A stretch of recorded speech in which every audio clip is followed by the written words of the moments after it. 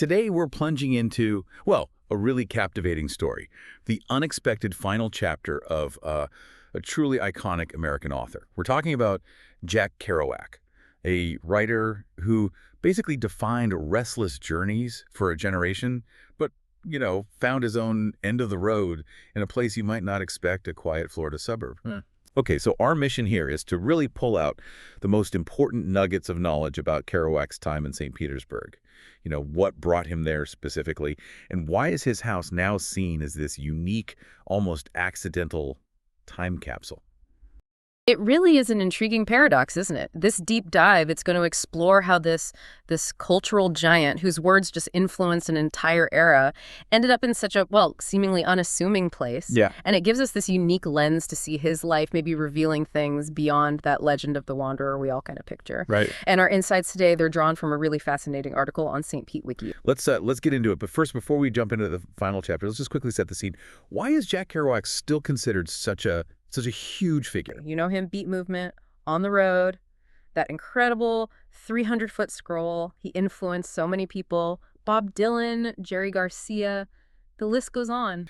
An author whose style was so raw, so groundbreaking, it really helped pave the way for the counterculture of the 70s. It influenced everything. Exactly. And what's so compelling about his work, I think, is how his writing style, which was really unique, just fearlessly tackled these incredibly complicated social issues. Things like race, wealth, drugs, religion. Especially for the time. Absolutely. During a period of really profound change in America. And his influence, it wasn't just, confined to other writers. It resonated so deeply with musicians, artists. And probably no work captures that spirit better than his most famous novel, On the Road. I mean, the legend around its creation alone. Yeah. Written super quickly, just a few days, right? Yeah, typed out on that single continuous scroll, over 300 feet long. Incredible. And the book itself, it just chronicles his life so vividly. It sort of bridges his more conservative Catholic youth with this more carefree, adventurous, but also, pretty conflicted lifestyle later on. Right. It's quasi-autobiographical. Yeah, very much so. Often told from this, drug and alcohol-fueled perspective. Yeah. And it's set just after World War II, which is interesting context, too, a time when hitchhiking across the U.S. was still, pretty common. Mm-hmm.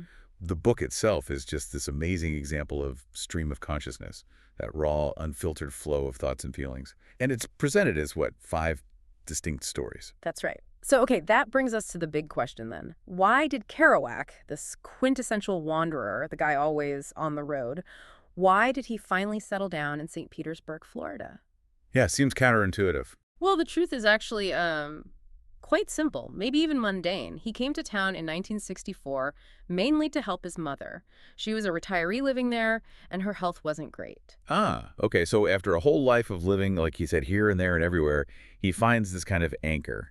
But it wasn't immediate, right? He sort of bounced around St. Pete for a bit. Yeah, for a couple years. And then in 1967, he made what was, for him, a pretty significant move. He actually bought the house right next door to his mother's. In his daily life there, it sounds quite solitary, doesn't it? It's such a stark contrast to those, wild adventures on the road. Very much so. He apparently spent a lot of time in a place called the Flamingo Bar. It was close to his house. Yeah, very close. And would often get there before it even opened. Yeah. And the article mentions he didn't really talk about himself, didn't reveal who he was. He preferred, at that point anyway, to just stay lost in the crowd. It's quite a poignant image, isn't it? This huge public figure sort of seeking anonymity at the end. Yeah. It's clear that while he was trying to write, trying to do research, he was also fiercely battling, the demon of alcoholism and addiction. It was a struggle that had been with him for much of his life, and sadly, it really continued right up until the end. Descriptions of him when he was drunk are stark. Truculent, paranoid, garrulous, skiff-jointed, wild-eyed, exhaustless, and amnesiac. One person even called him a blind porcupine. Wasn't pretty. And there are other difficult parts of his legacy mentioned in the sources too, right? Things beyond the drinking. Yes. We need to be honest about those. Things like the descriptions of open sex in the Dharma bums that can raise hackles for #MeToo readers today. There's an alleged incident involving burning a makeshift cross near Eatonville. It's deeply disturbing, and evidence of anti-Semitism in his letters. So it really forces a difficult question. It does. How do we reckon with all that? Especially the alcoholism, which, as one source notes, was tantamount to suicide. How do we acknowledge that darkness in someone whose art we might still find value in? It's a heavy question. Is there a way, though, to maybe honor the writer part, to look beyond just the tragedy and see the creative spark that was still there, even in Florida? I think there is. We should really highlight those redeeming pockets of productivity that did happen, even during the Florida years. It wasn't all decline. Like what, specifically? Well, there was this period in spring 1965 back in St. Pete. He was actually sober for a bit.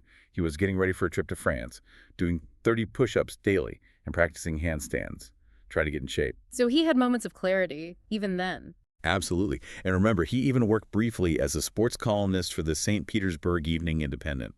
And he nailed a prediction called the Detroit Tigers pennant win. Huh, I didn't know that. So in those moments, it's like he recaptured his old form. Exactly. And that focus led to work like Satori in Paris. So how do we square all this? The brilliant artist, the guy who wrote Dharma Bums in 12 days, but also the deeply troubled man. It's tough. You have to acknowledge the manic personality, as one source calls it, both the exacting artist and verbally abusive alcoholic. And that decline in St. Pete, it was real. So maybe the way to honor him is to focus on the practicing wordsmith rather than the fatalistic drunk. Focusing on the discipline it took. Yeah, on the disciplined artist who momentarily kept his demons at bay to push through another book. And seeing Florida not just as the end of the road, which is the easy narrative, but significantly as a place where he worked. And his death. It happened October 21st, 1969. He was at St. Anthony's Hospital, died from an abdominal hemorrhage. The sources are clear it was complicated by his alcoholism. God, only 47. Yeah, just 47. He was actually working on a book about his father when he died. And, the sources say he died with little, financially speaking. The massive fame, that really came later, posthumously. So that quiet house in St. Pete, it really was his final stop on what was otherwise just an epic, restless journey. Exactly. The end of the road. Which leads us to this really remarkable part of the story, the preservation of that final home. You described it as an unassuming house, right? Yeah, from the outside. But inside, it's apparently virtually pristine, like stepping back in time. Yep. A small, inviting Florida post-war rancher on a corner lot. Exactly. And the amazing thing is how it became this time capsule. It wasn't intentional preservation, not at first anyway.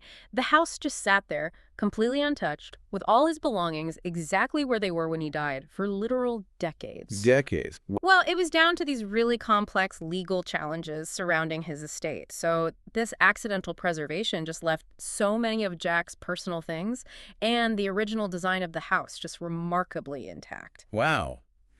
That's kind of ironic, isn't it? For a man defined by movement, his last place becomes frozen in time. It really is a strange twist. So what exactly survived? What can you still see there? Oh, quite a lot. The original wood paneling is still there. The cabinets, even the bathrooms are original. Many of the Kerouac family's actual belongings, including, pieces of furniture from when Jack died, were just perfectly preserved. That's incredible. Has it been restored at all? It's been meticulously cleaned up, yeah. And where some original items might have been removed over the years, they've thoughtfully brought in some other period-appropriate things to kind of complete the picture.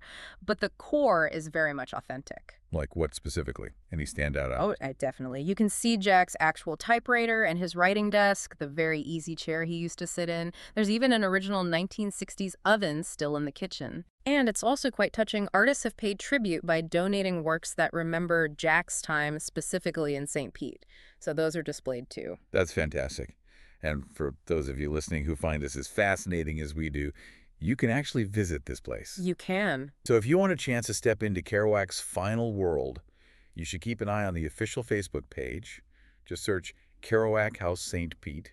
They announce events there. And honestly, even if you're not like a massive Kerouac fan, the perfectly preserved mid-century furniture and decor, apparently that's worth a visit all on its own.